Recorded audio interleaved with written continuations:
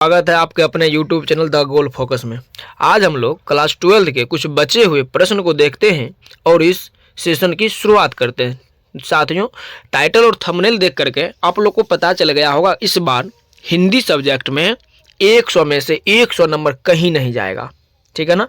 तो बिना स्किप किए हुए वीडियो को लगातार देखिएगा और आज का कुछ क्वेश्चन है जो काफ़ी इम्पोर्टेंट है और इम्पोर्टेंट होने वाला है। ये जो क्वेश्चन है ये क्वेश्चन MVV आया है, ये क्वेश्चन MVV आया है, ठीक है ना साथियों। हाँ, MVV आया है तो इस प्रकार के प्रश्नों के बारे में हम लोग बात करने वाले हैं। चलिए बिना किसी देर के हुए हम लोग वीडियो की शुरुआत करते हैं। आज का पहला प्रश्न है व्याख्या करने के लिए, मतलब कुछ पंक्ति दे देगा आप लोगों को कविता से या कोई भी प्रकार का और उसका कहेगा इसका व्याख्या करें। जिसमें से पहला आज का प्रश्न है मेरा, आज दिशाएं भी हंसती है उल्लास विश्व पर छाया, मेरा खोया हुआ खिलौना अब तक मेरे पास ना आया, ठीक है ना।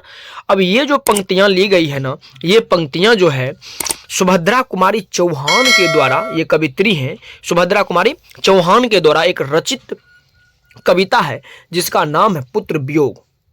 क्या नाम है छोटू? पुत्र वियोग।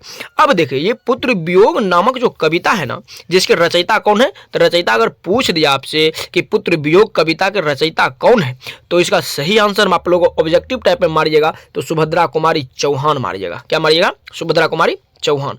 अब देखिए इस पंक्ति में कवित्री क्या कहते हैं, ठीक है ना।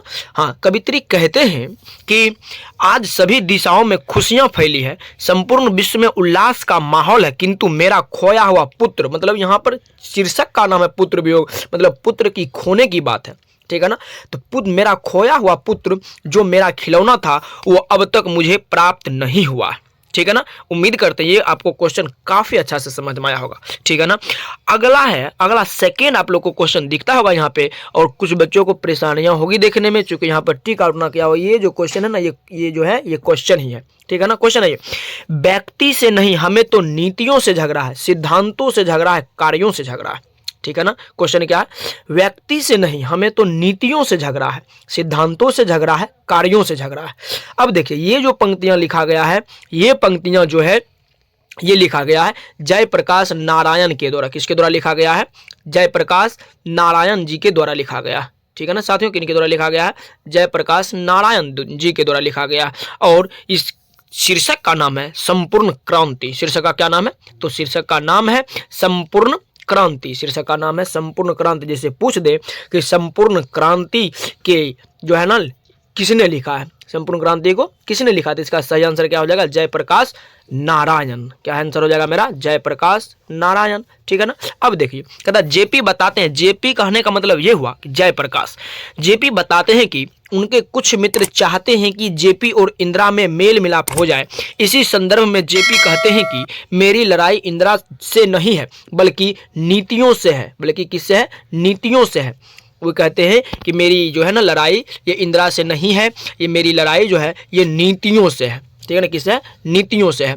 आगे सिद्धांतों से है, जो व्यक्ति गलत कार्य करेंगे तो मैं खुलकर उनका कार्यों का विरोध करूंगा। और ऐसा होना भी चाहिए कि जो लोग गलत कर रहे हैं उनका विरोध करना बहुत ज्यादा जरूरी है, ठीक है ना।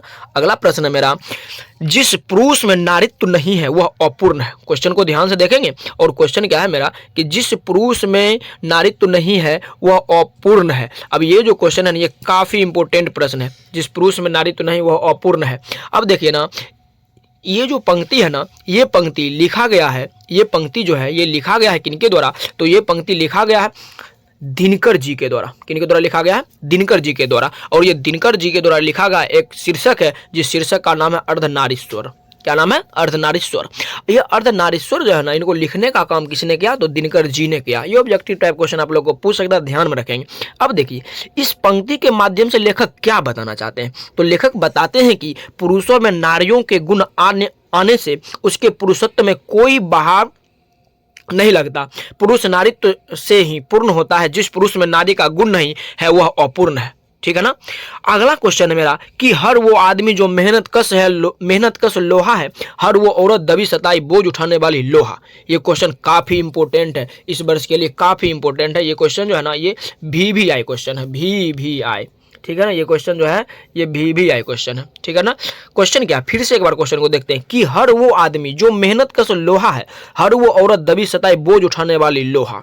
अब देखिए ये जो पंक्ति है, ये पंक्ति लिखा गया है किनके द्वारा, तो ये पंक्ति लिखा गया है शुक्ल जी के द्वारा। किनके द्वारा लिखा गया है, शुक्ल जी के द्वारा। और इस शीर्षक का नाम है मेरा, इनके द्वारा जो लिखा गया है ये लिखा गया, शीर्षक का नाम है प्यारे नन्हे बेटे को। शीर्षक का क्या नाम है मेरा, प्यारे नन्हे बेटे को। ये पंक्ति शुक्ल जी के द्वारा लिखा गया है, जिसमें इस शीर्षक को प्यारे नन्हे बेटे को से लिया गया। वे बताते हैं कि हर मेहनती व्यक्ति लोहा है, मतलब जो व्यक्ति हो गया मेहनत करते हैं वैसे व्यक्ति लोहा के समान है।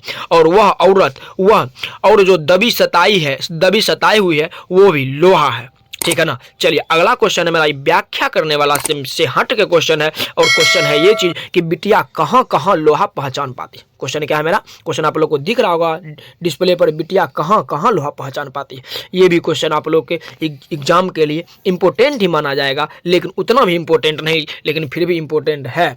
इसका आंसर हो जाएगा बिटिया जो है ना चिमटा, कलछुल, कराही, सरसी, सिकरी, कब्जा, पेंच, चिटकिन्नी आदि में लोहा पहचान पाती है, ठीक है ना। अब चलिए अगला क्वेश्चन है, ये क्वेश्चन तो काफी इंपॉर्टेंट है भाई।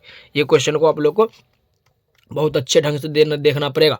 ये क्वेश्चन क्या है, क्वेश्चन है लोहा क्या है, इसकी खोज क्यों की जा रही है। क्वेश्चन क्या है, ध्यान से पढ़ेंगे, क्वेश्चन को ध्यान से सुनेंगे। क्वेश्चन है लोहा क्या है, पहले पूछ दिया लोहा क्या है, इसकी खोज क्यों की जा रही है, इसकी खोज क्यों की जा रही है। तो आंसर है प्रत्येक वह औरत जो दबी सताई तथा बोझ उठाने वाली है, परिश्रमी है, कठिन कार्यों में लगी हुई है, वह लोहा है।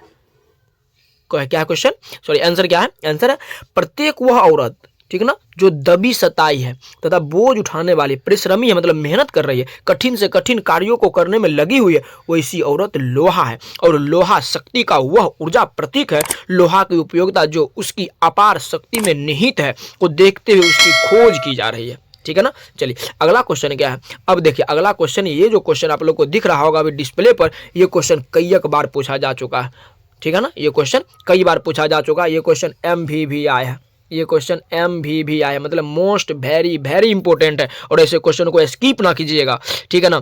चलिए आगे बढ़ते हैं, हम लोग इसके बारे में पढ़ते हैं, जानते हैं पंच परमेश्वर के खो जाने को लेकर कवि चिंतित क्यों है, कवि चिंतित क्यों है। अब देखिए ये जो सेंटेंस है, स्टेटमेंट है, कथन है, ये कथन जो है ना ये लिखा गया है किनके द्वारा, ये कथन लिखा गया ज्ञानेंद्र पति के द्वारा। किसके द्वारा, ज्ञानेंद्र पति। ये एक प्रकार के कवि हैं। कवि ज्ञानेंद्र पति जो है ना, ये गांव के बदलते स्वरूप पर चिंता प्रकट करते हुए बताते हैं कि गांव के पंचों में जो परमेश्वर बसता था वह अब नहीं रहा। बेईमानी का पक्षपात पूर्ण निर्णय हो रहा है, मतलब ये कि ईमानदारी का कोई बात नहीं रहा, ये बेईमानी करके ही बेईमानी के पक्ष में तर्क वितर्क कर रहे हैं। फिर मुकदमे शहरों में चले जाते हैं, वहां भी उचित फैसले नहीं हो पाते। इसी कारण पंच परमेश्वर के खो जाने को लेकर कभी चिंतित है। मतलब ये पहले अगर लड़ाई झगड़ा होती थी तो इस लड़ाई झगड़ा को जो है ना सॉल्व करने का, सॉल्यूशन करने का काम गांव के पंच परमेश्वर ही करते थे। लेकिन आजकल छोटी छोटी लड़ाई के लिए ना केस मुकदमे करने पड़ते हैं। इस बात को लेकर जो है ना ये कवि ज्ञानेंद्र पति ये चिंतित है, ठीक है ना।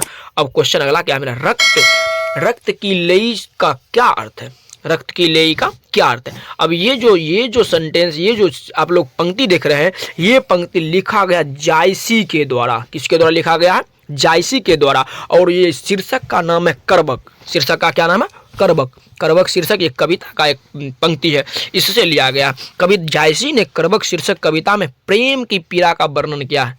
किसके क्वेश्चन पूछेगा कि कवि जो है ये जायसी जी करबक शीर्षक में किसका वर्णन किया है, तो प्रेम की पीड़ा का वर्णन किया। किसका वर्णन किया है, प्रेम की पीड़ा का वर्णन किया है, ठीक है ना।